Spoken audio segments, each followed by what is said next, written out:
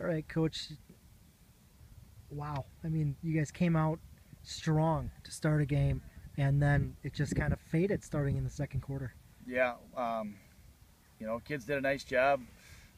We were looking at a minute and a half to go, going into halftime, 15-6, and all of a sudden they bring a change of pace back in that it sounded like he was suspended for missing a practice or something like that, and they bring him in right at the end of the second half or first half, and march right down the field and score. Then they score in their next two possessions in the second half, where they get the kickoff. They scored, they stopped us, they scored again, and from being 15-6 to 25-15 them in a matter of minutes, and our kids just got shell shocked, and it was too bad because we were really playing good football.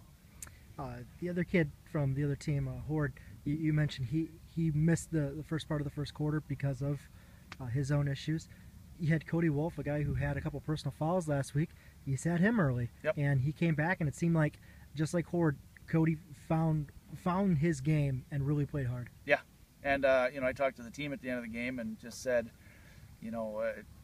it's nice to see some guys really lay it on the line, even when they had to sit a little bit. And Cody realized that what he did last week wasn't acceptable, and he realized why he had to sit a little bit tonight.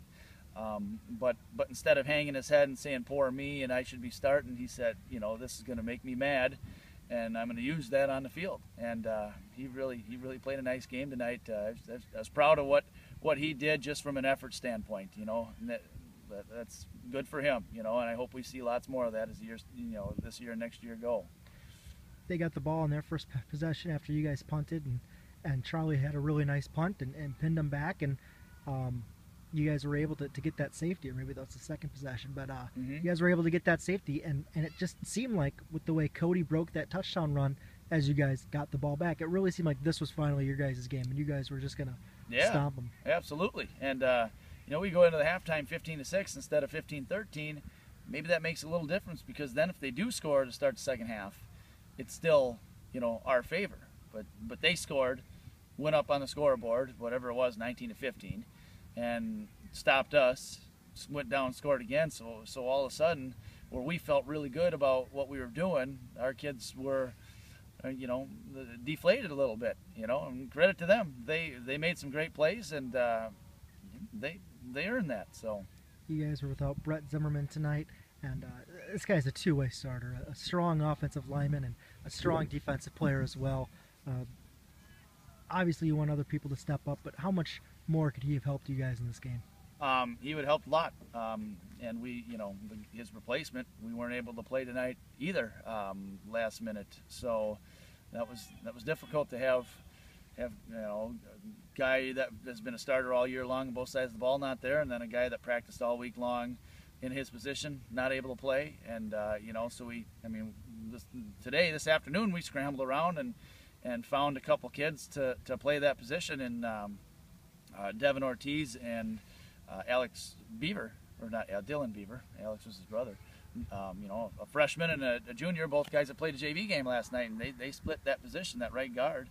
But, that's not something you want to do, is be scrambling on a game night, especially the afternoon of a game day, trying to figure out who's going to start the position. So that hurt. I mean, that was definitely something that maybe could have changed the tide of this game, because, those guys are kids that play for us and are pretty important. Homecoming week is usually, for a lot of teams, a distraction rather than a big, everybody's focus, and it's going to be a big, great game. And as unfocused as the guys seemed last week, this week it just seemed like they were a completely different team, and they totally beat that normality of being unfocused on homecoming. They seemed like they were bound and determined from the get-go. Yeah, and I think I said it on the radio last night that I see homecoming as a refresher, less a distraction, but more a refresher for the kids, because they get back into the school routine. They've been practicing football for a month before school starts. Then they get in the school routine, and 3-4 weeks, it's kind of like, oh man, we're back in school. Then homecoming week happens. They get to dress a little silly. They get to do a couple things they don't normally do. It's kind of maybe revitalizes them a little bit, and there's no question that when they stepped out to practice this week, they were nothing but focused. And so I was really proud of them for that, because sometimes things can be a distraction, but it wasn't. It didn't show tonight in the first half, that's for sure. Kids came out and played hard. Jaron Kuster started again at quarterback and looked fairly well until he got hobbled there at the end. Then you bring in Tyler Elmer, and he just seemed really solid for a freshman. And the last time he played and threw the touchdown pass to Alex Tordoff, it was against the other team's reserves. This one was against Milton's first team defense, and he just looked really strong. How nice was it to see a freshman quarterback, let alone a backup quarterback, come in and play so well? Yeah, Tyler's got a lot of headiness, and he's got he understands the game real well, and he's an athlete that the ball is, let's say, snapped on the ground, he picks it up without even looking at the ball. He just picks it up and is already looking where his receivers are. Tyler's elusiveness was the thing that maybe I was the most impressed with. When he's back in the pocket, he can avoid people and kind of feel where they are. And you're right, this was not their second team by any means. This was their starters played to the very last play. And so I was real happy with what he did. And he's going to be he's definitely a part of the equation going forward. Not sure what the extent of Jaron's injury, but I think he just got hit real hard. And Jaron's our guy, and he did a great job in the first half managing the offense. Was very efficient. Scored on a touchdown run where he made a nice read on a veer option play. But if he's hobbled, I would use Tyler with confidence. The offensive linemen, they've had their struggles this year. Other teams have been in the backfield, it seems, before their quarterbacks got into the second step in the 5-step drop. But tonight, for the most part, they held their own. There were running backs that stayed back and helped assist, but for the most part, it seemed like the offensive line tonight played very, very well. Yeah, and we really put it on them. We just said we've got to play better both sides of the ball because that's where the game is won. And we lined up with a team where we felt like we had just as good or better of athletes last week against Stoughton. But there's no question they won the battle up front.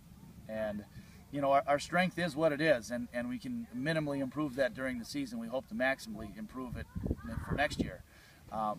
But we just had to play more aggressive, and that's one of the things that you can do something about. You can play as aggressive as you want to, and I think our kids really tuned it up, especially in the first half, and got after people up front, and it showed. We moved the ball very well. Madison Edgewood next week, and boy, it's always hard to face Edgewood. It's even harder when you're doing it on the road. And they've had some pretty big wins this year. Just how do you help get the guys refocused and just ready for that game? It's no easy task because we're going to be without Ryan. Ryan got ejected tonight, Ryan Hughes, and he's not going to be able to play next week. Not sure of the status of Zimmerman, but those two are, Brett's been our leader up front, both sides of the ball, and Ryan's first team all-conference player. So that's going to be a challenge, but.